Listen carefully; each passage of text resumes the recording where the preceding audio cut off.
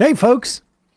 If you joined us with the debate last night, you'll know that starting sometime around 9:01 p.m. last night, I started hitting my Sunset Lake Sebede.com very, very hard and have not let up, frankly.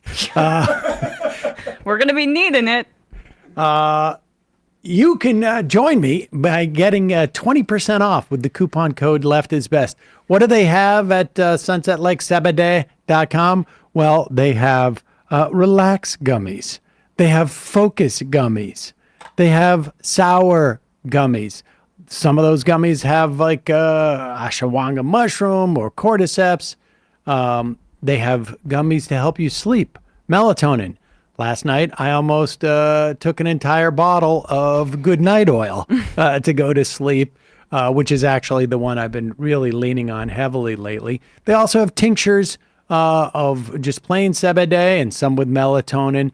They have smokables. They have pre-rolls. They have keef that you can mix in with other things that you smoke or just enjoy on their own. They have CBD-infused fudge and coffee. They have salves for your skin and lotion for your skin and salves for your muscles. And I use it on my eczema. And sometimes I use it on my son's eczema too. And all that said, not only does their product incredibly well tested, third-party tested, so there's a lot of integrity. They grow it using no pesticides. They use integrated pest management. They take care of the soil with regenerative farming, and they are movement partners. They've donated thousands upon thousands of dollars to things like refugee resettlements and strike funds and Planned Parenthood and carceral reform and Give Directly. I mean, just a great bunch of folks and a great product, and you can get 20% off using Left is Best. And now, time for the show. The Majority Report with Sam Seder, where every day's Casual Friday. That means Monday is Casual Monday, Tuesday, Casual Tuesday, Wednesday, Casual Hump Day, Thursday, Casual Thurs, that's what we call it, and Friday, Casual Shabbat. The Majority Report with Sam Seder.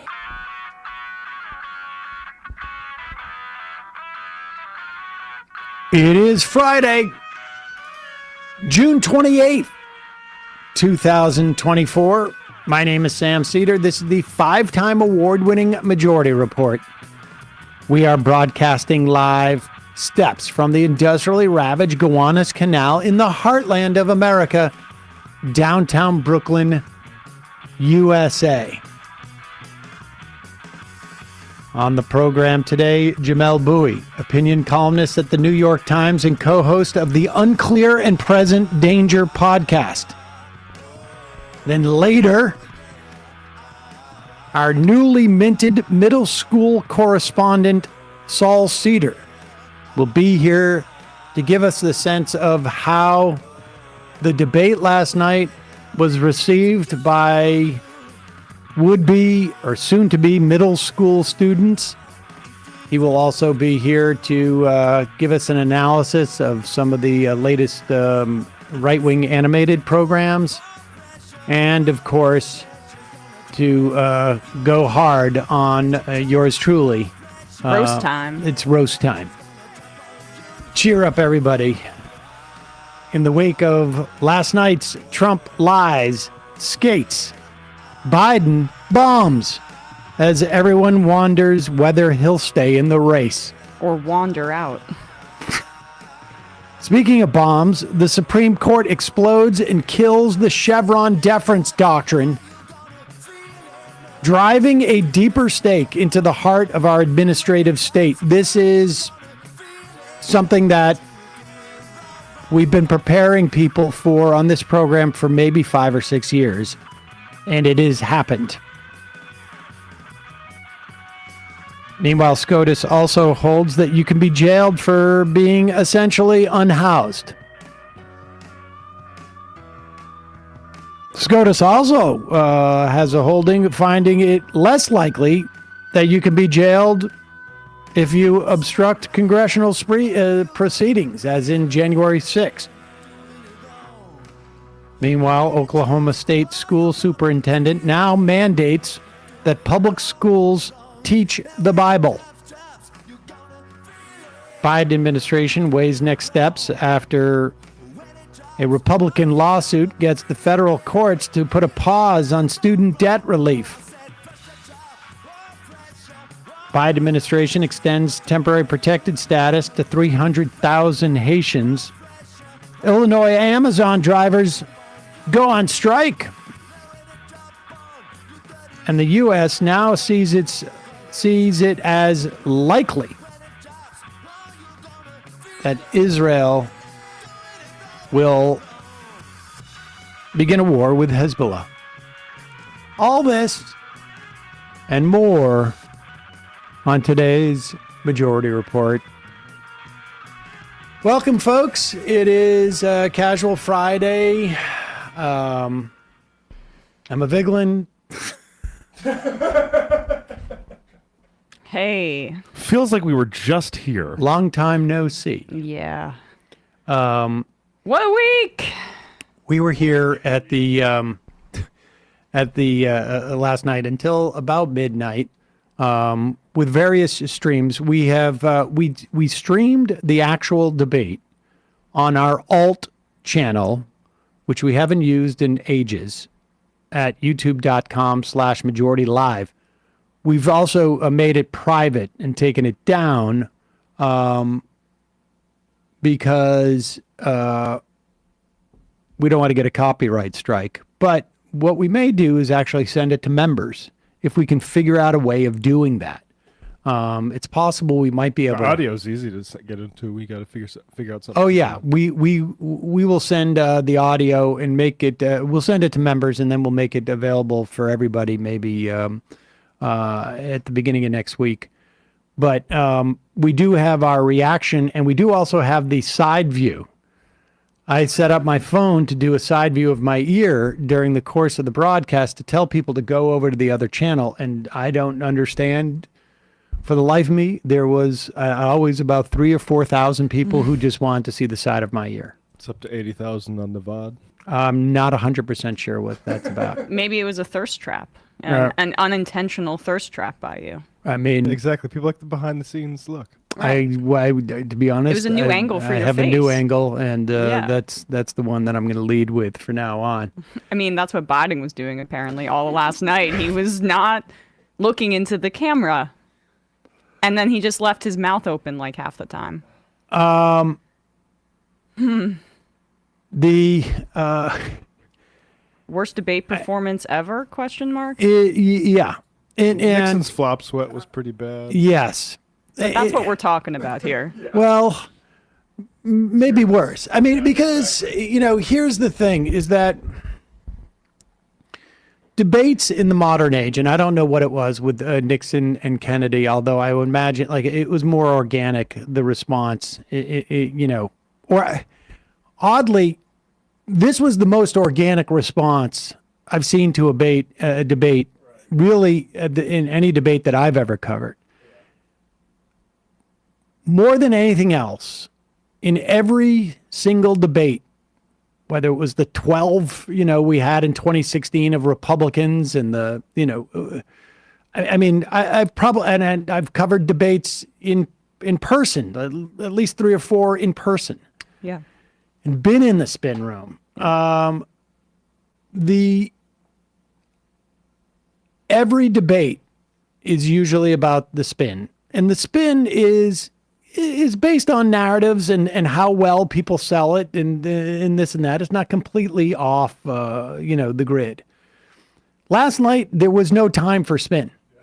There was no spin. Usually starts at the end of the debate. I mean, sometimes, you'll get the campaign sending stuff out, before the end of the debate, but the spin was settled within the first 20 minutes of the debate. Yep.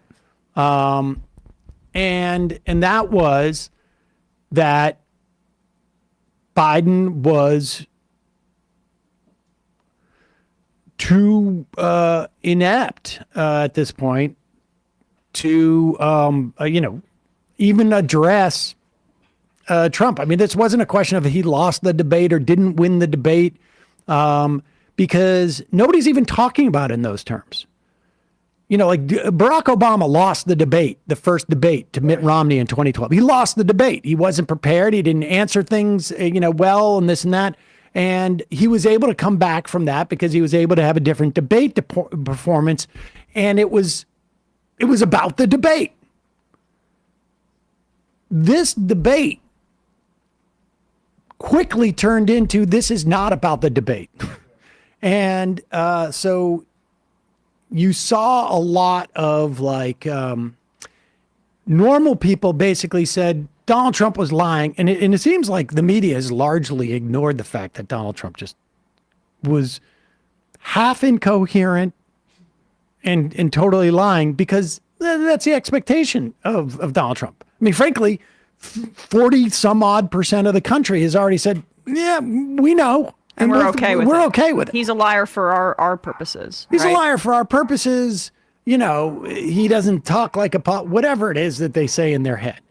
But that would be important because, let's be honest, this race, the presidential race, is about somewhere between 5 and 100,000 people. Yeah. Across 7 states. We don't know which states it's going to be. We don't know what the actually number of people, but that's what it's probably going to come down to. And it may have made a difference if there was no other story that Donald Trump kept lying about stuff and he wouldn't answer the questions and this and that. And we should also say that and we'll get into all of this with Jamelle. But in terms of the headline story is that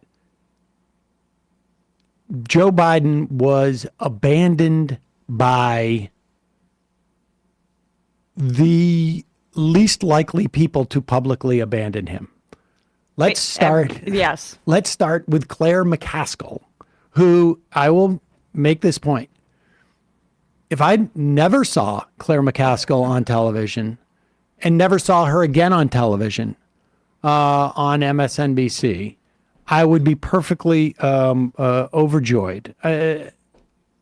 The idea that she talks about electability, which is what they bring her on for, it's really to chide the left. That's her role. She's a centrist Democrat, basically. She's a centrist Democrat exactly who lost big time. Right. Who failed. Here she is with Rachel Maddow. And it was interesting to watch MSNBC last night because that was the first one we turned to, because we were like, how are they going to spin this? And they did not. They couldn't. No, nobody could. Well, first, the easy part. Donald Trump is a liar, a flawed character, mean, a jerk, very unlikable, and that was obvious tonight. Now, the hard and heartbreaking part. I have been a surrogate for some presidential candidates in my time. I know what the job is after a debate of a surrogate. I've never wanted to be a surrogate more than I do right now. Because when you're a surrogate, you have to focus on the positives. But I have said very clearly and very plainly on this network, and my job now is to be really honest. Joe Biden had one thing he had to do tonight, and he didn't do it. He had one thing he had to accomplish, and that was reassure America that he was up to the job at his age. And he failed at that tonight. Now, does that mean that my phone blowing up with senators and campaign operatives and donors, big donors from all over the country, does that mean that Joe Biden is not going to be the candidate? I don't know that. I think we'll know a lot more in a few weeks, how this plays out, how the polling plays out. But I think a couple of things are going on right now. I think I'm not the only one whose heart is breaking right now. There's a lot of people who watched this tonight and felt terribly for Joe Biden. And, you have to ask, how did we get here?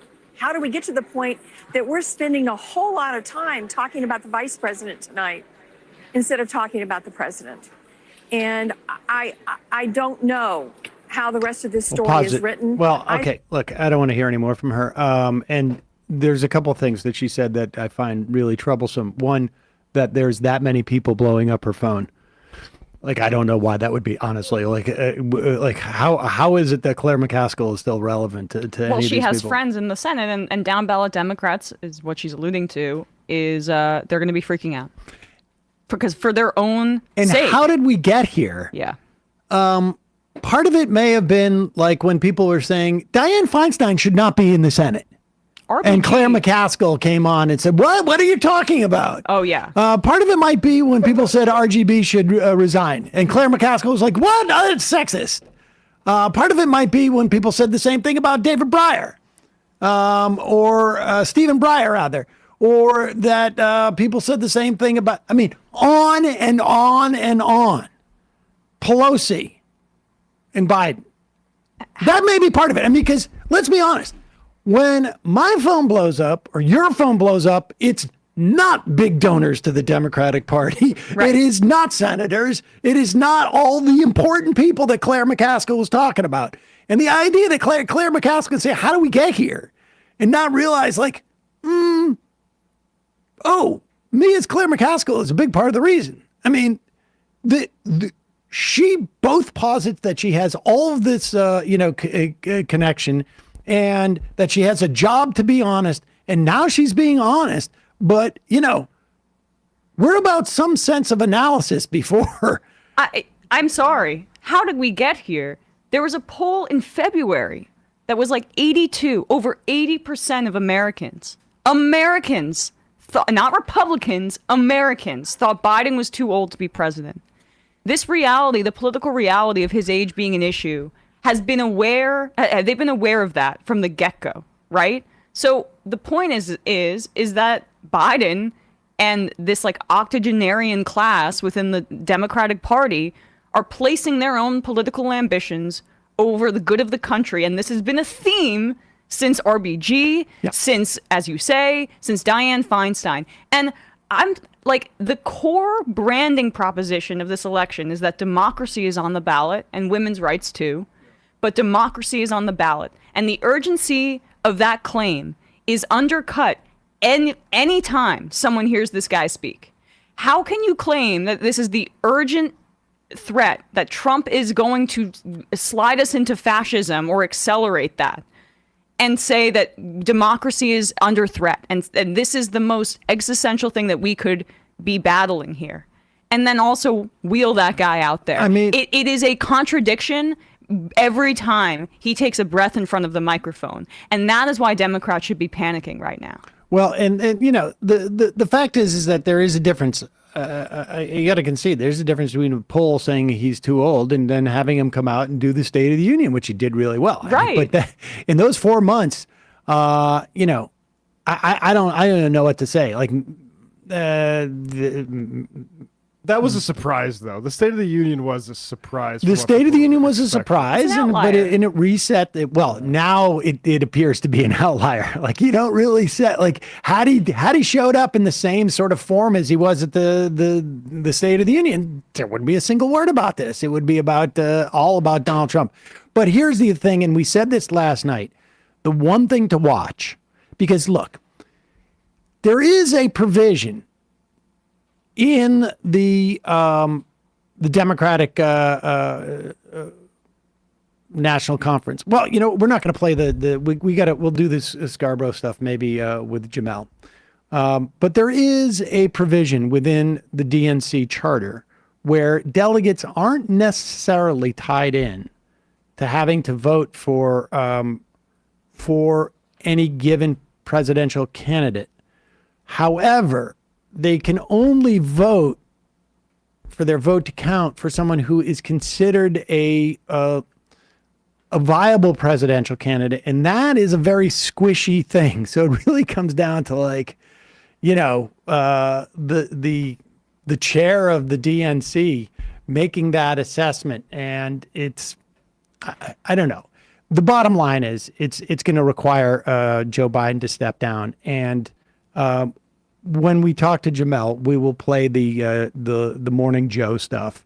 And they had Because Morning Joe is the show that loves. Biden apparently watches religiously, and it certainly seems like the show that he takes all of his sort of like political cues from at this point. And they were not optimistic. They were not throughout the. I watched a little before coming in today. They also, they had Andrew Ross Sorkin on to say that Democratic donors are just they have we'll play it. Are We'll gonna play it. yeah, but the donors are starting to panic.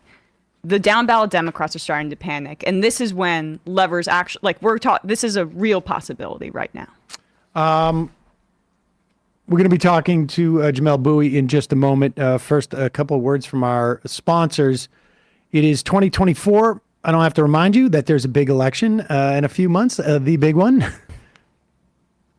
But what I do want to drill home for you is this: the future of America is in your hands. Arguably, you don't believe me? Then you should listen to Future Hindsight. It's really easy to feel hopeless and powerless in our democracy, particularly today. Like there's nothing we can do to change the status quo. But what if you could be a strategic player in politics this year, 2024 and beyond? Future Hindsight offers you an independent, unaffiliated perspective at what's at stake and how you can make an impact at every level, local, state, and national.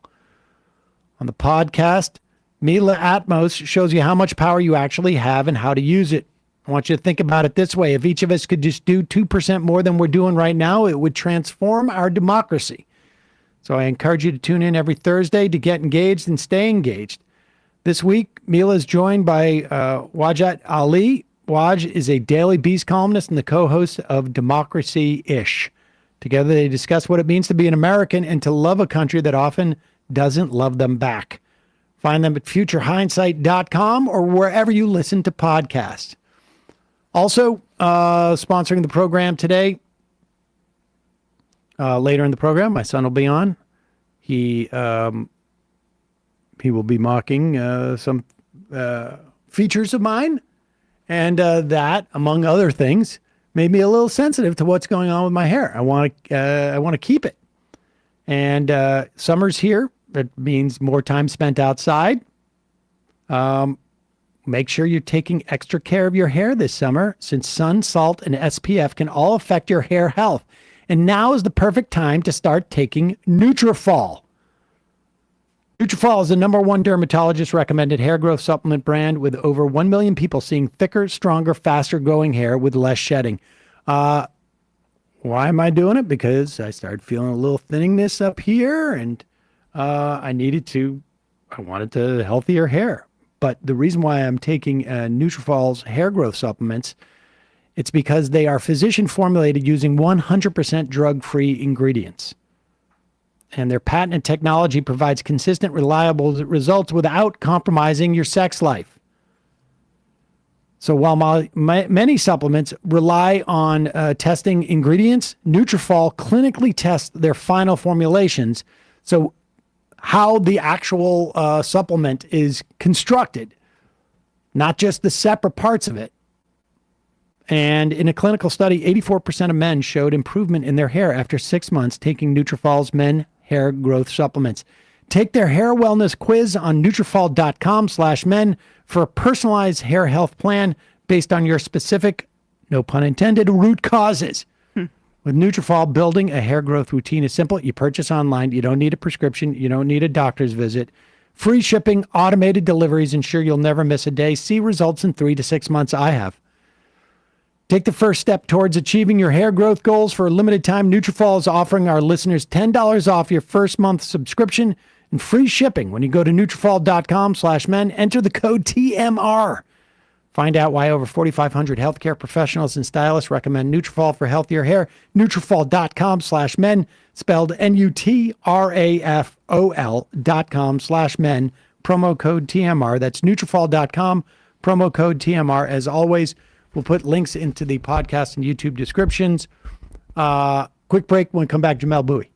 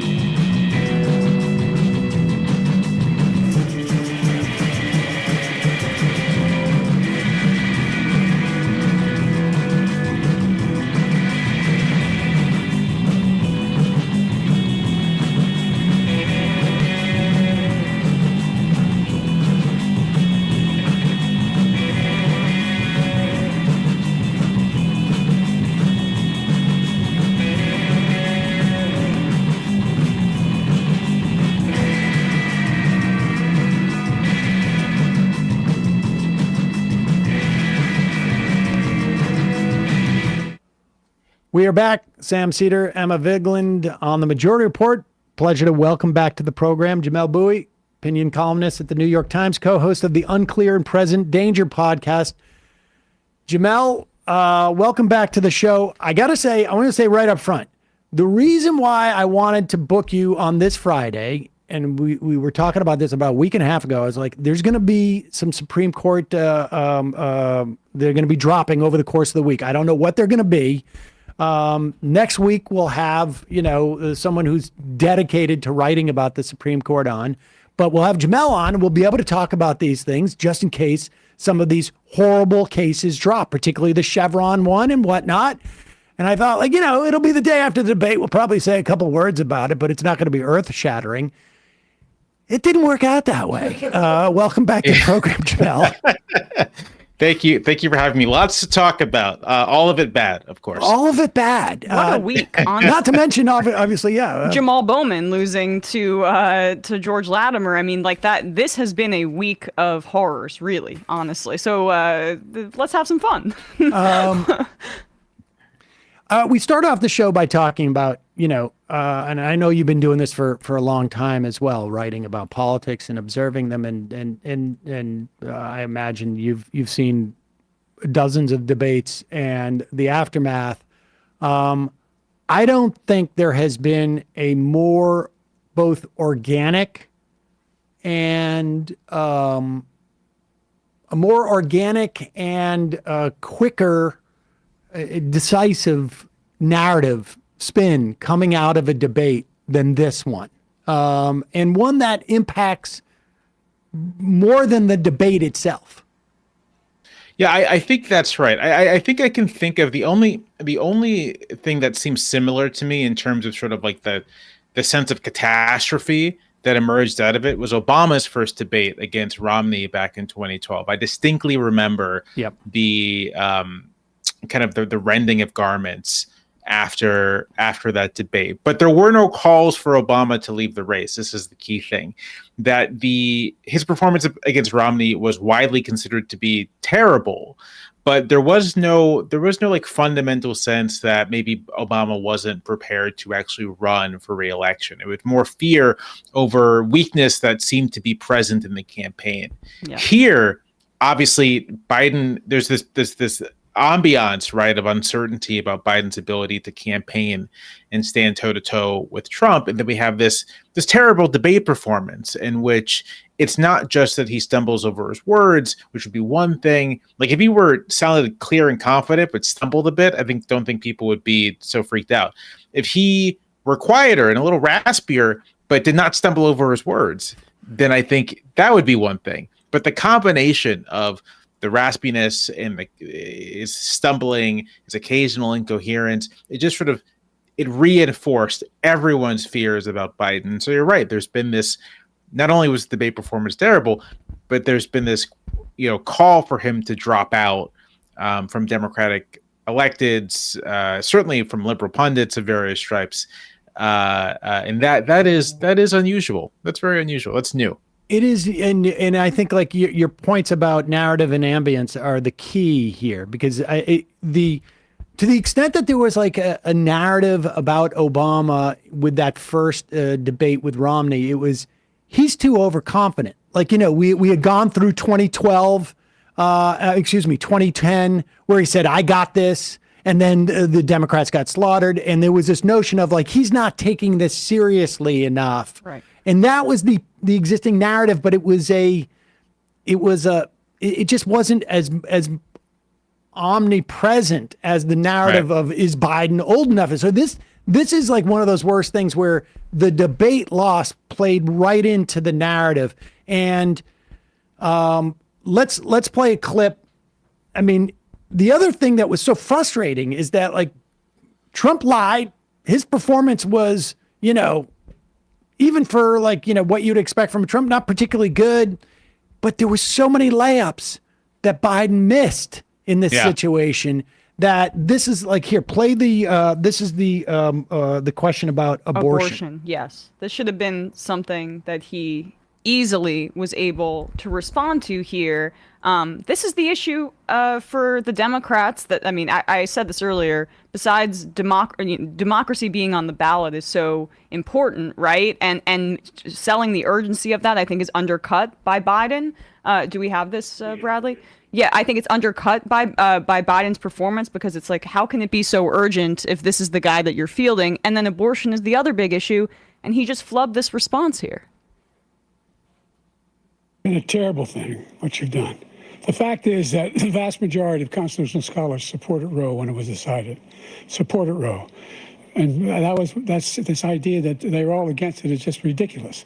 And this is the guy who says the state should be able to have it. We're in a state where in 6 weeks, you don't even know whether you're pregnant or not, but you cannot see a doctor, and have him decide on what your circumstances are, whether you need help. The idea that states are able to do this is a little like saying we're going to turn civil rights back to the states, let each state have a different rule. Look, there's so many young women who have been, including a young woman who just was murdered, and he went to the funeral. The idea that she was murdered by an immigrant coming in. They talk about that, but here's the deal: there's a lot of young women are being raped by their in-laws, by their spouses, brothers and sisters, it's just ridiculous, and they can do nothing about it. And they try to arrest them when they cross state lines. Thank you. I mean, he sort of started out okay, like he was, if I read the first couple of sentences, I was like, okay, but then he just clearly got lost. By an immigrant? Yeah. I mean, he wasn't able to turn that into a cogent point. And I think as time went on in the debate, and it was what, 90 minutes, it was a very long 90 minutes. Yeah. As time went on, he got like a bit better, but just like wasn't able to do it. And I mean, I hate to like have to play these clips on some level. I mean, do you really have to? Everybody, but like, we got one more bad one, then we'll get to the one where you're talking about at the end, because maybe not everybody watched it. I mean, it's but like there is something uniquely problematic about the way that he answered that last question. Aside from it being a gimme, it was like, clearly they over-prepared him with these sort of like small stories, but it also in that one, it felt like he got confused between narratives. Like, there's no politician in the world who's sitting there with an abortion, which is his big cudgel, and then pivots midway through it to bring up Donald Trump's talking point about immigrants murdering people. Like, it's just, that just doesn't, people don't do that. And here is another one where he had that sort of same, there's a similar dynamic. I want to give you an opportunity to respond to this question about the national debt. He had the largest national debt of any president in a 4-year period, number one. Number two, that $2 trillion tax cut benefited the very wealthy. What I'm going to do is fix the tax system. For example, we have 1,000 trillionaires in America. I mean, billionaires in America. And what's happening? They're in a situation where they, in fact, pay 8.2% in taxes. If they just paid 24%, 25%, either one of those numbers, they'd raise $500 billion, I should say, in a 10-year period. We'd be able to wipe out his debt. We'd be able to help make sure that all those things we need to do, child care, elder care, making sure that we continue to strengthen our healthcare system, making sure that we're able to make every single solitary person eligible for what I've been able to do with the with the COVID, with dealing with everything we have to do with, look, if we finally beat Medicare. Thank you, President Biden. President Trump? So that was in the first 10 minutes, right? I mean, I think that's when Sam and I started to have this sinking feeling in our gut. That's really hard to watch. But how he ends, we beat Medicare. He also didn't respond when Trump claimed that Biden was trying to cut Social Security and Medicare, which is another thing that he needs to be emphasizing. It's how would you not say it's the Republicans that have been wanting to cut Social Security since its inception and Medicare since its inception? Go on the offense. How can you cede that point? I think so. Sam, you brought up a point about preparation, and I think Biden's performance here is one part his age and one part his ability. I think it's one part also maybe how Democrats are just preparing for these debates. They're preparing for them as if they are debates. But I think the one thing that Trump understands intuitively is that they aren't. They're showcases for you to create images. And what you say is actually not that important. And the moderators don't care, right? Like the moderators aren't going to step in and say, well, you didn't answer my question, Mr. President. No, they're going to let you go at it. They could have been written. The moderators could have been replaced with literally written questions because they didn't respond to what was happening in front of them at all. Right. The one useful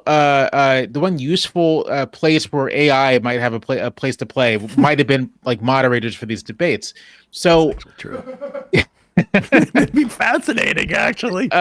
So in this case, how Democratic debaters should be prepped is just to sort of like say your talking points. Right, like say this is the message of the Democratic Party. Here's what Republicans are doing. Here's what they will do, and here's why you should vote for me. And that guy, that guy's a chump. That guy's a loser. That guy's a liar.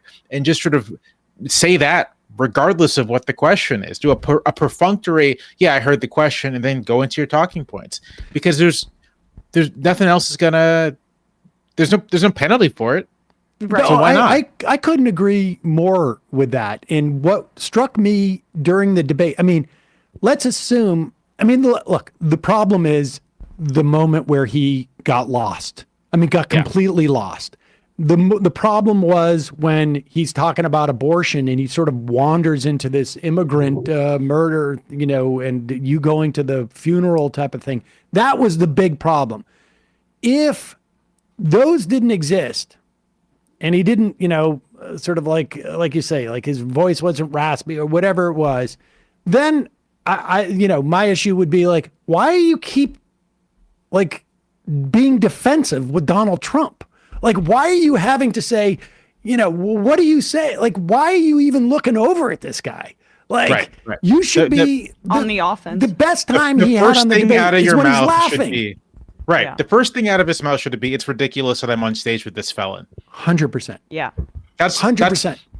And that should have been the running theme throughout in his behavior, his demeanor, the way he answered every question. And so the prep was horrible. And I also say, this is because I came from a background, whoever walked him through or walked through the set, which they definitely do, did not understand eye lines at all, because Donald Trump was always looking at the camera. And I suspect that's because of where he was positioned on the stage and where the camera was relative to the moderators. And Joe Biden, when he's answering a question, is looking over at the moderators and always is like angled from the camera, and it makes him look like he's out of it. It's a tiny thing, but this is like, we've known this is what it is for 60 years since Nixon, JFK. Well, it's a tiny thing, but it's emblematic of this approach to like treating this like it's debate, treating it like the moderators matter. Like they don't. The moderators don't matter.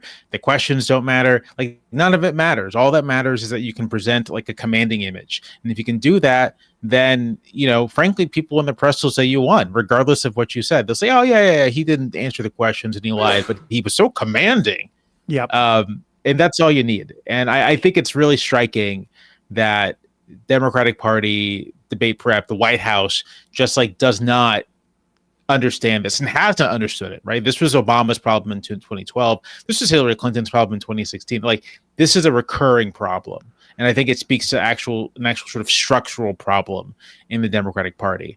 They must have thought like we're going to take this into a quiet, old style, like, Buckley firing line type of thing.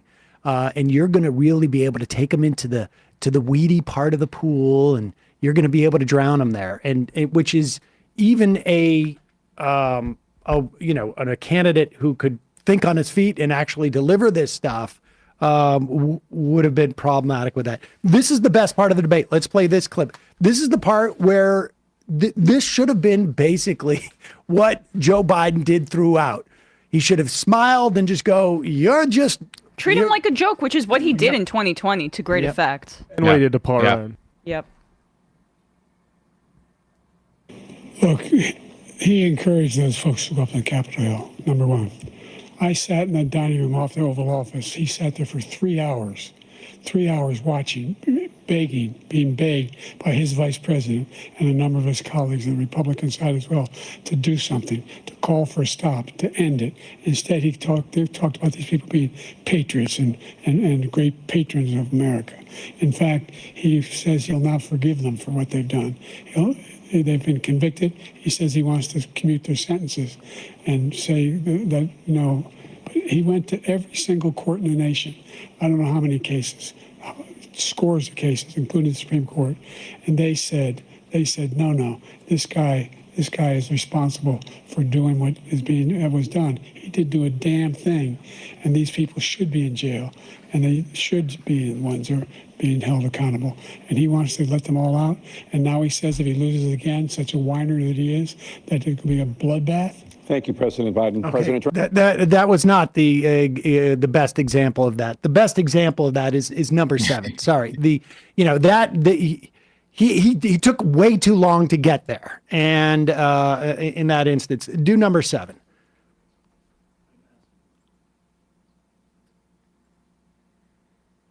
When he Pop up number 7.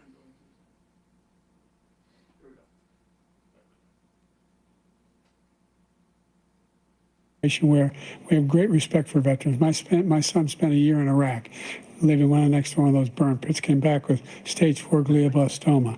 I was recently in France for D-Day, and I spoke all about those heroes that died. I went to the World War I cemetery he refused to go to. He was standing with his 4-star general, and he told me, he said, I don't want to go in there because they're a bunch of losers and suckers. My son was not a loser, was not a sucker. You're the sucker. You're the loser. President Trump. I mean, just being able to sort of like drop insults on him, I think is indicative of where he was. I mean, there were other moments too, I think, where he said, you're a whiner, and he sort of laughed him off a little bit. But that should have been the tone from the. Good. The one time when he called him a felon, Trump got like very destabilized by it. I mean, it was striking. There hasn't been that much discussion of Trump's performance, but like from when I was watching it, I was sort of struck by how after about a half hour, Trump also lost whatever training he had and was just sort of like kind of speaking in this like elliptical, tirades. But also he really got going in a way that did not make him look good when Biden was like, you're a felon, and began like, litigating the whole thing. And I think that's a soft spot. I mean, it sounds crazy to be like, oh, it's a soft spot that the former president's a felon, but like it's a soft sort of a big deal that you should go for. Yeah, it's kind of a big deal. It also occurred quite late into the debate, which I do think, to your point, Jamelle, shows a fundamental lack of understanding about this, because the moments that Biden did best were 50 minutes in, an hour and 10 minutes in, and the narrative was already set by that point. The die had been cast, right. And this was evident when the day after Trump was convicted of felonies, Biden held a press conference about what he said was an Israeli peace plan or ceasefire plan, and didn't address the elephant in the room, that his opponent had been convicted of 34 counts of felonies. And he did his viral moment where he got to do his dark Brandon thing and turned around and smiled at the camera because he thought that would be a way to look presidential instead of what you're saying. It's about the communication. This isn't about some game of looking more presidential or above things. Call him a convicted felon from the jump. Make that case from the beginning, because this is not the environment that they pretend that we live in anymore. I mean, we're not in 1972 or even 1992. It's about moments. It's about creating sound bites and call him a felon off the jump, right off the rip. Right? It's not even 2012, right? I mean, we are in a media environment where everything is basically decontextualized. And so the goal, if you're a campaign, should be to create moments that play the same regardless of context.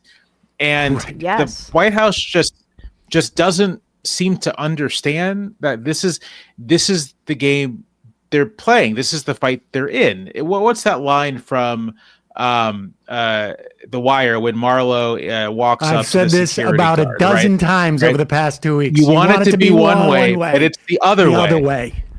Yeah. I mean, I've literally brought that up. I think we even played it. Like Sam really has said that a million times. I mean, that's the way it's been the past couple of weeks. The Wire is a great text about American politics. So it's it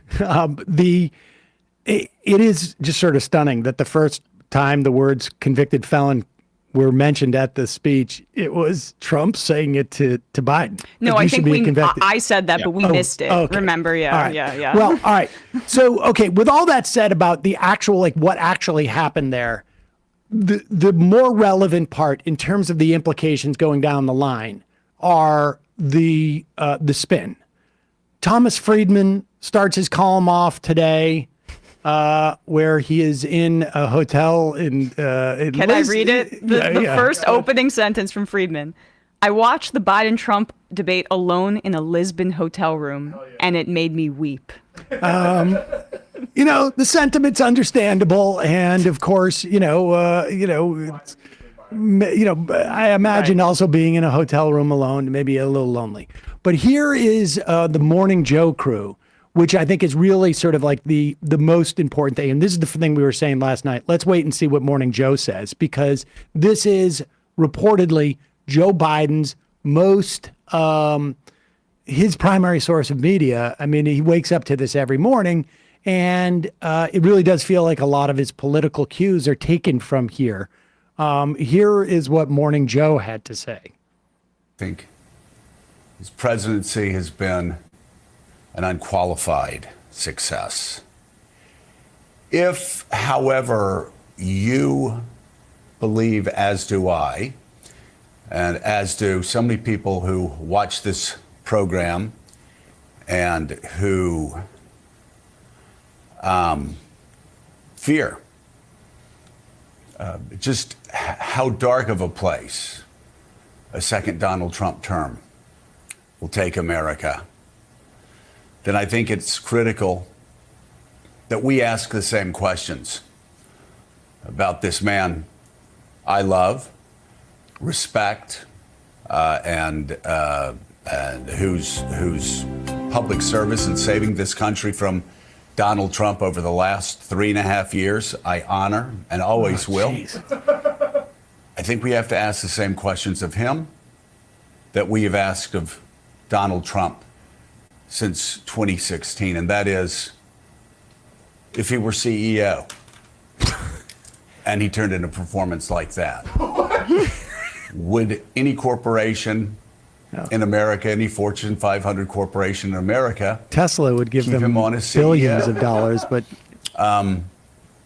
if this were Donald Trump, okay, I can't get through this. I honestly can't get through it because I just like, this is like, this is the breakup line, right? This is him like saying like, we've had a great relationship. Yes. And I need to be with someone who could be the CEO of a Fortune 500 company. Okay. Yeah, but so here is really the question that everybody has now, and you addressed this today, at least, or I saw on Blue Sky, some response to this. But what happens now? And let's go through some of the scenarios that are possible, because I think for a long time, I have felt like the cost associated with Biden dropping out, which is really an unknown, but even just saying that, suggests the cost outweighed the cost of Biden staying in. Now it has feels to be like a slightly different calculus, although we don't know how normal people viewed this debate yet. But what's your sense? Yeah. My sense is that calls for Biden to drop out are understandable, but I don't think they're weighing the downside risk enough. I think what people have in their mind's eye is, we can get to the convention, and at the convention we can, Gretchen Whitmer or Josh Shapiro or Wes Moore or J.B. Pritzker, Jared Polis. They're all like all the best people are going to vie for the nomination. Biden will let his pledged delegates go. Harris will be in the mat too. Everyone will vie for the nomination, and then out of this, we'll get this like strong nominee, and we can coalesce the party behind that nominee and go into the fall. And if you could guarantee that is what's going to happen, then yeah, Biden should step down. But there's a lot of downside risk that I'm not sure people are taking seriously enough, and I can kind of like go down the list. Like the first thing is there's this assumption that it's not going to be Kamala Harris. And I won't get into I think the weirdness of that assumption that Harris obviously could not be the nominee, but that's the assumption that it's not axiomatically going to be Kamala Harris. But why not? This isn't an open primary. This isn't the 2016. This isn't 2008. This isn't 1992, right? This isn't a situation where you have an incumbent president leaving office at the end of 8 years and everyone's vying for the nomination. This is a extremely unusual situation where the sitting president who is running for re-election decides they're not going to anymore. And why wouldn't Harris be the standard bearer? She is the standard. She would then be the standard bearer of the administration. Certainly, she is the one who was on the ticket in 2020 in the previous election. She is the one who kind of has any claim to any kind of democratic legitimacy as a nominee. And so, if you start from the premise that Harris would be the natural person to lay claim to the nomination, then your first question here is, well, what happens if you muscle her aside? What does that do to the Democratic Party? Some people might say, oh, everyone's just going to win, so they're not going to care. My hunch is that you muscle out Kamala Harris, who was on that ticket as a symbol of Joe Biden's commitment to the black voters who got him the nomination. You muscle her aside, and you muscle her aside after she's been a loyal vice president. No backbiting, no trying to get ahead of Biden. Loyal vice president in the same way that Biden was a loyal vice president to Obama. You muscle her aside. I think you're going to have some problems. Where are you seeing that among Democratic voters? Where are you seeing that, Jamelle? I haven't seen that yet. I feel like she would be the natural person. That's my assumption, but I hadn't seen that. I think. Yeah. In every single pundit I've seen talk about this, there are a handful of people who will say, yeah, it should be Harris. But I think the general assumption is that you'll have an open nomination process at the convention through some mechanism that no one's been able to describe yet.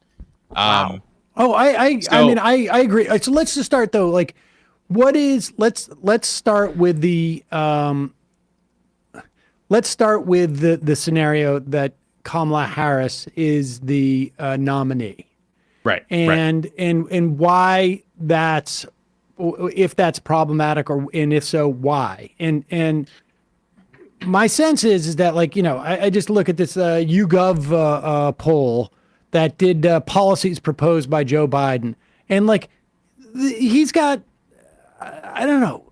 15 or 16, 20 policies that are above 50% approval. Whereas like Trump is 4.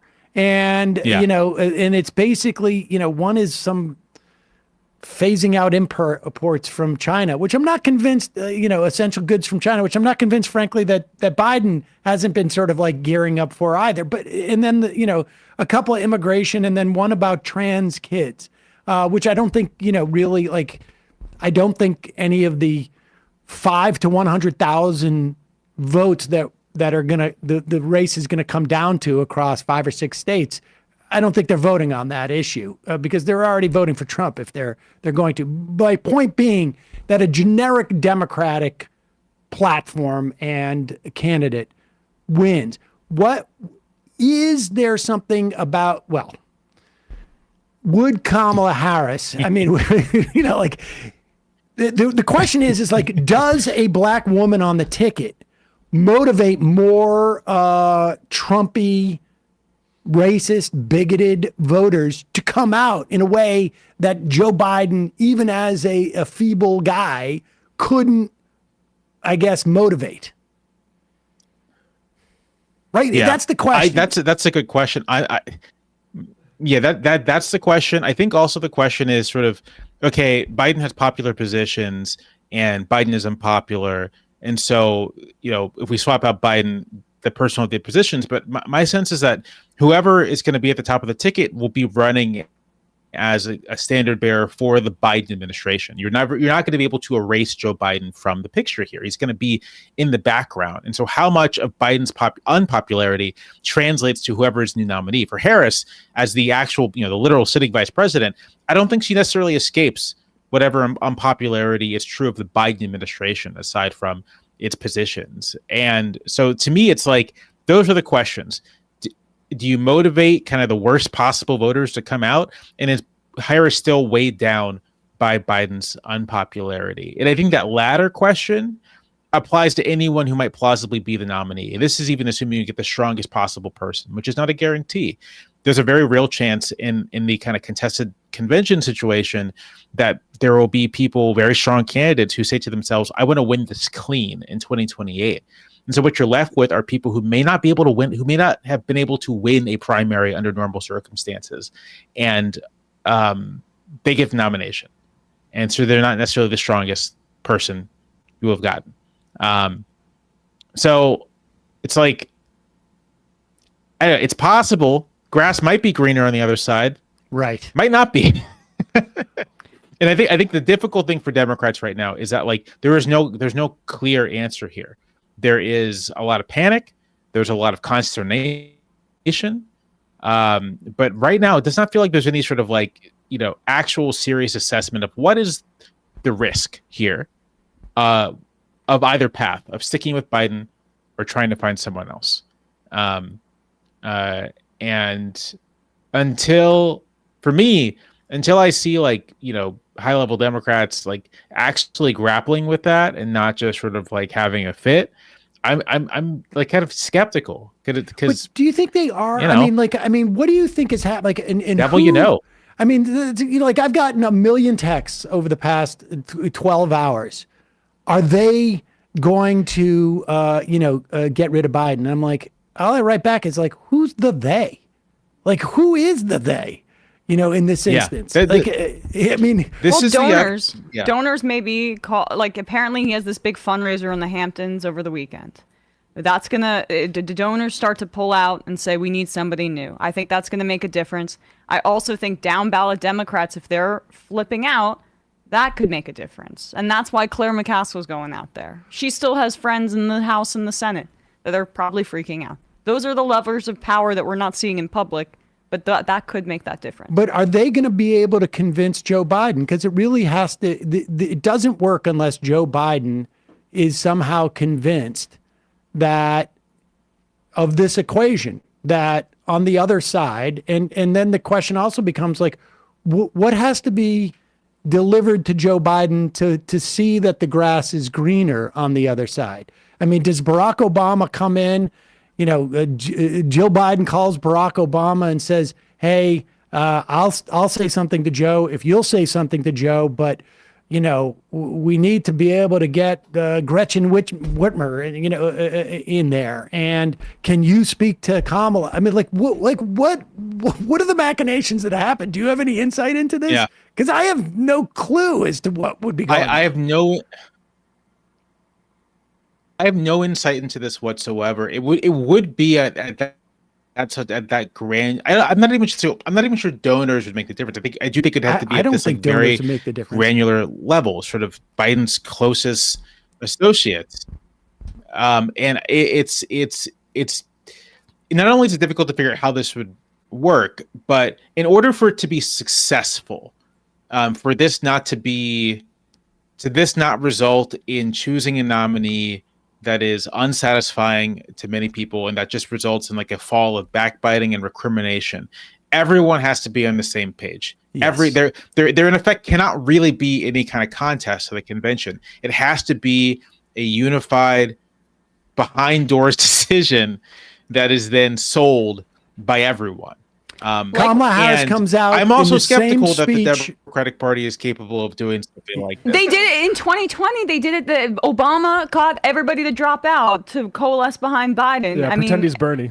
Yeah, let's right, exactly. I mean, that's the scenario, right? Different situation. Yeah. Again, it's a completely different scenario. I think Yeah. the fact that this is an incumbent president currently running for re-election dropping out makes this something unlike anything else. In the 2020 situation, even then, right? There are claims you can make. You can say, well, Bernie Sanders only represents like a small and unrepresentative faction of the entire party. Whether or not that's true, that's an argument you can make, that we don't want to have a nominee that can only win 30% of the entire party. We want someone more mainstream. But like that, those questions aren't here for that. Like, you know, Biden won. He won the presidency with a majority of the vote. And Kamala Harris, you know, on the same ticket. And so that democratic legitimacy has a lot of power. She if would you're have going to relinquish it, she would have to, I mean, the announcement would almost have to be in unison where she says, I'm going to be vice president again. And then the person coming in would have to say something to the effect of like, I'm only going to do one term. I mean, none of this stuff, it's all fantasy stuff. Right. It's all no politician you'll have to say that. And Harris is not going to say, I'm going to be vice president again. It'll be, you know, we're going to have an entirely new ticket, I suppose. The other thing here is, okay, Biden decides he's not going to run again. So then it's sort of like, I'm not capable of running for re-election in this state. Well, can you be president? Why shouldn't you resign the presidency too? Right. And so there's this real possibility, right, that this kind of becomes it. Biden resigns the presidency altogether. And now you have Donald Trump arguing to a national audience the Democrats cannot be trusted to lead this country. They're too unstable. And you have the president resigning and a scramble to find a new nominee. So that's like, to me, that's a worse situation to be in than to just have like, you know, I don't know. old I mean, Scranton Joe trying to mumble his way through. I've been listening. I've been listening to the public. I've been listening to people around me. And not easy, but but I care so much about the protection of democracy that I feel that I can hand this off to X, Y, and Z, and then he can gracefully leave the presidency at the end in January. I mean, I don't see that as far-fetched. I mean, maybe I'm wish casting a little bit, but I feel like it's not the performance alone. It's the way I saw every Democratic pundit respond last night, which makes me think that there's something that we don't know at this point. I don't know. Either there's something we don't know, or that this is where I am. I mean, being completely frank. Either there's something I'm missing here, or that there's a lot of groupthink happening. And I myself am just natively skeptical when everyone starts saying the same thing. With like in the same intonation, using the same language. It's sort of like, okay, maybe that's the case, but maybe it's not. And I think even if I'm wrong here, and it may well be, I think it's important to sort of just like do pushback. Like, let's think about what this looks like actually, nuts and bolts in practice, to do something that's never been done before, right? Not even in '68, right? Johnson had announced he wasn't running well before the primary '68 convention, right? So it's sort of like there's an open primary at the beginning of 1968, right? And the debacle with Humphrey is sort of like the product of things that no one could have ever possibly predicted, right? Like assassinations and all this stuff. But there's never been anything like this in the modern era. And so I'm just natively skeptical of like the confidence with which people are saying, oh, well, nothing could be worse than having Biden the top of the ticket. Maybe. I suspect, and you tell me if you think this is sort of the scenario that we're facing, sometime over the next week or two or three, they're going to be measuring like how much of a story is this? Is there going to be something? And I suspect that something is going to happen over the next 2 or 3 weeks that is going to be either, Biden going out like, I mean, I remember when Bill Clinton, bombed a factory in Libya, to deal with his problems. Sudan, I guess. It's in Sudan, yes. And I suspect we're going to see, I don't know if it's, one of those type of things or something else that is going to give a cause for Biden to get out in front of the American public again so that they can sort of try and reset the clock in the way that the State of the Union did. And that nothing's going to happen until we have that event.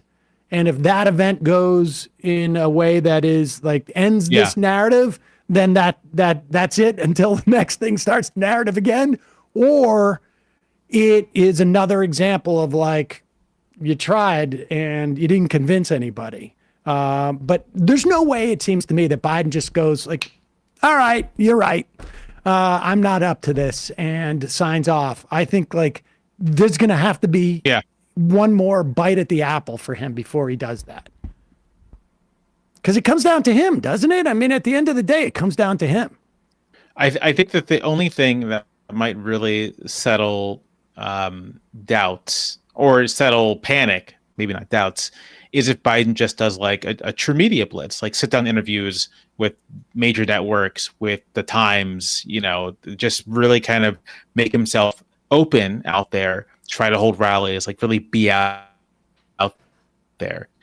I think that he can do at this point. And if the White House isn't doing that kind of thing, then,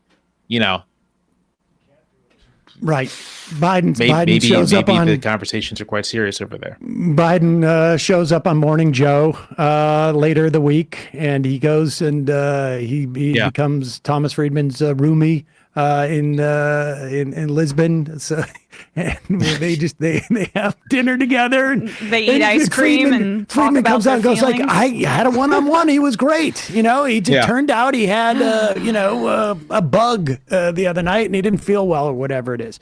All right, I want to just a couple of minutes, and we've held you way too long, and I apologize for that.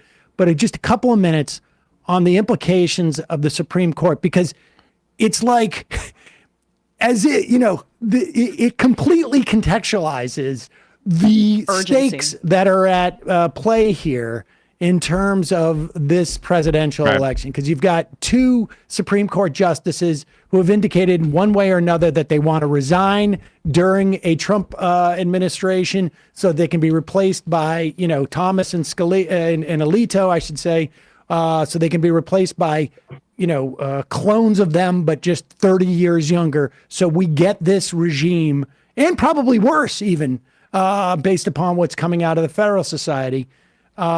It's as if like we picked this day after the debate to just tell you like it's the things are going to get a lot worse in this country, and you're going to need to win an election or 5 before it gets better. Yeah. The Chevron deference. I mean, the administrative state. This is one of the biggest outside of like Dobbs. This is, I think, one of the most far-reaching and will touch probably more people's lives, maybe not as dramatically and in a way that they'll be aware of, but it will touch more people's lives over the next 20, 30 years than any other decision that we've been alive for, I think. What's your sense of how that goes? Yeah, I mean, for viewers who don't know, back in 1980. Oh, we're breaking up a little bit. Yeah. You're back now, though. Yeah. For viewers who don't know, back in 1984, are we breaking up? No, we hear you Am now. I back? Yep. Yeah. You're back in okay. Back in 1984, the court decided, and I mentioned the year because this is the Reagan administration. It's kind of the first truly conservative administration, like what we would recognize as conservative ideological administration, and they have control of the administrative state in a big way, and they want courts to defer to their understandings of law, of what the agencies can do. And so a conservative leaning Supreme Court decides in 84 that yes, when there is conflict over sort of interpretation of a regulation, the agency's interpretation kind of takes precedent. It's like if it's a reasonable agency interpretation, then that's what the interpretation is. Here we are 40 years later, and conservatives are extraordinarily hostile to the administrative state, do not believe that it should exist. And so here we are with this new case, which overturns that and says, oh, actually, no, judges have the expertise and statutory interpretation that will allow them to decide what is a reasonable interpretation. And it just so happens that the judiciary leans Republican. So look at that. It weakens federal agencies. And I would say, conservatives present this as returning power back to Congress. But at no point in the history of Congress has Congress ever been able to do minutia about what its laws and regulations require. Even going back to the early 19th century, right? Customs officials, for example, tariff officials on riverways had some discretion about how they were going to exercise their legal authority. And so in my view, if Congress says we were going to give the executive agencies this kind of power, and we're going to allow them to make interpretations, reasonable interpretations, if Congress has said this, then that's what Congress has said, and the courts don't really have any business saying, well, Congress can't do that. What this ruling does is put power in the hands of judges to determine what kind of regulations ought to be allowed, but are reasonable interpretations, which means because judges are not experts, right? John Roberts may say that they are experts in statutory interpretation, but they're not experts in the actual specific subject matter. And so what this means is we're going to have a bunch of amateurs basically determining what regulations are reasonable. And we already kind of saw a picture of this with the court's decision, what was it, last week on bump stocks. Yeah. Where the majority decision is sort of going over the mechanics of a gun and being like, oh, well, the mechanism has to be fired individually. So can we really say it's a machine gun?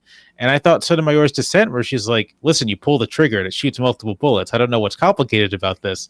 Is the right one? But that whole exercise, that whole exercise of trying to determine exactly how the gun works is what we're going to see more of from lower courts.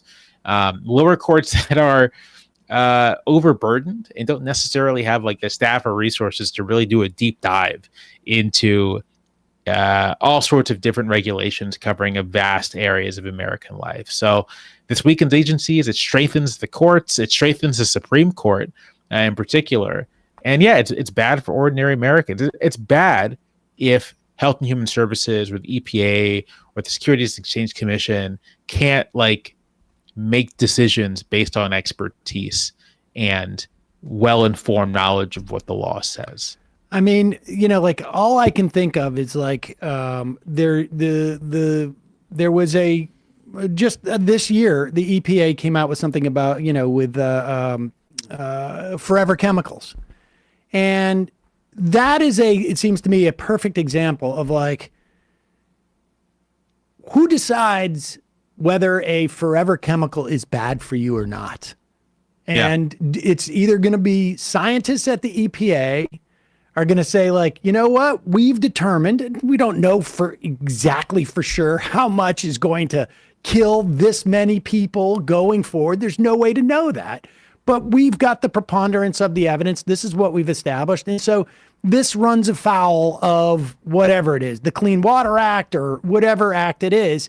And the Chevron deference means that the people who pump this stuff out, the forever chemicals, can go to a court and go like, this is not, we've got a scientist that we have, an in-house scientist who says it's not.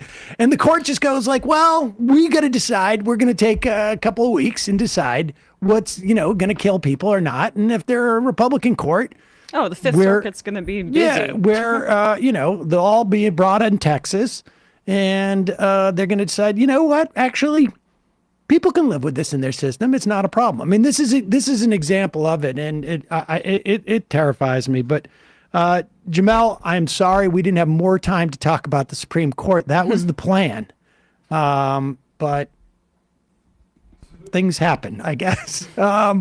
Always a pleasure to talk to you, Jamelle Bouie. We will link to. Yeah, exactly. What are you going to do?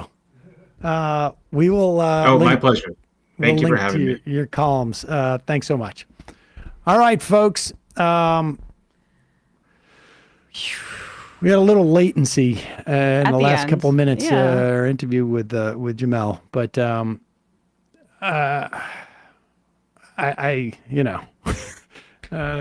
there we have it. Still more easier to understand than Joe Biden last night. Yes, even with the latency, things got there quicker. All right, we're going to take a break and go into the fun half, and we're going to talk about. We'll do a couple of fun half clips, and then in about 40 minutes, we have our annual visit now, or I guess it was 2 years ago, wasn't it? Or was it last year? It was last year. Our annual visit from our newly minted, he was formerly our elementary school correspondent. Yeah. He is now an incoming sixth grader. Got a promotion. He got a promotion. Did a great job in school. We should start talking about school like you're climbing the corporate ladder. Yeah. Oh, yeah. Joe Scarborough would love that. Yeah. He achieved. He's moved into the C-suite of middle school, and he is now our newly minted middle school correspondent. His name is Saul Seder. Complete coincidence. Was just the best candidate for this. Oh, wow. I know a lot of people. There's a lot of talk. Well, the Lakers just signed LeBron James's son in the second round of the NBA draft. People are saying that's nepotism. It's funny to accuse the Lakers of doing nepotism in that they were an inherited franchise themselves. But just coincidentally, the best candidate for this happened to be related to me, Saul Seder. I can hear him knocking right now from the other room. And he will be on to do a couple things for us. Obviously, give us the perspective from a now 11-year-old on the debate, also on some right-wing comedy, and then he'll dish. Perfect. He'll drop some. What is it? The tea. He'll spill some tea. Spill some tea. Folks, it's your support that makes this show possible. Last night, we spent about 3/4 of our budget on alcohol for the year. Yep. And you know what I forgot to tell you is that we got a package of Z-Biotics. Oh, we did? I drank one of those before last night. All That's the right. only reason why I'm still standing. Oh, they're coming more. Okay, good. It's your support that makes this possible. You can become a member at jointhemajorityreport.com and subscribe to our YouTube channel. Subscribe to our alt channel too, for that matter. Right. That way you get notices on nights like last night, and we may start putting more clips up over there. You can find that at youtube.com/Majority Report Live. And also sign up for our TikTok channel.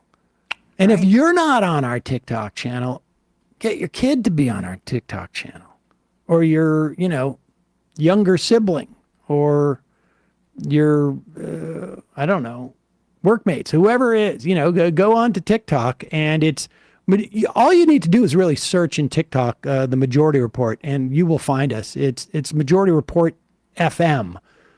I don't know why we did the FM, but we wanted to, you know, Make we sure wanted to people- reach Yeah. reach folks my age and older Yeah, who exactly. On remember TikTok. radio. People who remember, Clear Channel Radio. That's right. But head over to TikTok and follow us there. And if you're watching us on Twitch, you can give us your Prime subscription for a month, and you still keep it, but you basically you get a freebie in terms of supporting the show. But support us in any way you can. Much appreciated. Give us a review on iTunes. All of that still helps, and you will help this show survive and thrive. And if you become a member at jointhemajority.report.com, you get access to the fun half, unfettered, in both as podcast form. You can get it. Lots of different bennies there. We're going to be releasing the audio at the very least to our members of the debate. We'll release that today. Also, don't forget justcoffee.coop, fair trade coffee and hot chocolate. Use the coupon code majority, get 10% off. You can pick up the Majority Report blend there. Emma, ESVN. Nothing as dramatic. Well, I guess actually there's just as much drama in ESVN this week. Well, I mean, somewhat. We talked about the Panthers winning the Cup in dramatic fashion in Game 7. Conn Smythe winners. Also, the Lakers hiring J.J. Redick. Some WNBA updates. But on Monday, we'll talk about some of the... the Knicks just made some pretty big moves and some other NBA moves and the draft. The NHL draft is tonight as well, so we'll be touching on that on Monday, youtube.com/ESPN show. Hey, I also wanted to say that next week we're going to have Ian Millhiser on, I think on Tuesday, to talk about the Chevron doctrine and to talk about these other Supreme Court cases. If you followed this show for any period of time, we're going to go deep into these cases because the implications of this stuff are huge, and they're the last thing that anybody ever talks about on the news. It'll last for half a day. Maybe Chris Hayes will talk about the Chevron doctrine, and maybe somebody on a weekend show, and that's it. And then it'll go away. And then every day we will lead our lives without being aware of just how much this is influencing our daily lives. It's crazy in a world that's understanding, say, for instance, microplastics are in everyone's testicles, that we can just see a decision like that pass, and like we aren't all in the streets like it's a coup in Bolivia. But the court is so far removed in our daily lives, but has so much import. I don't think that there is anything in American society that has quite that dynamic, that is so obscured. But there you have it. Matt. Oh yeah, Left Reckoning, patreon.com/Left Reckoning. David talked with Chip Gibbons of Defending Rights and Dissent about the Assange case and the ramifications for free speech, and check that out. Maybe the last time we'll talk with Chip about that, who I think has had a really strong line about the case at Defending Rights and Dissent. One of my favorite free speech organizations, better than say Fire.org or whatever. But patreon.com/Left Reckoning. See you in the fun half. You are in for it. All right, folks, 646-257-3920. See you in the fun half. Are you ready?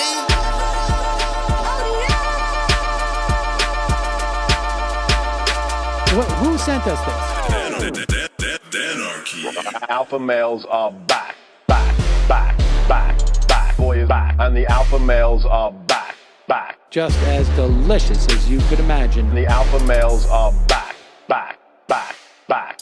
Boy is back. And the alpha males are back. Just wanna degrade the white man. Alpha males are back. I take all of it to my throat. Alpha males are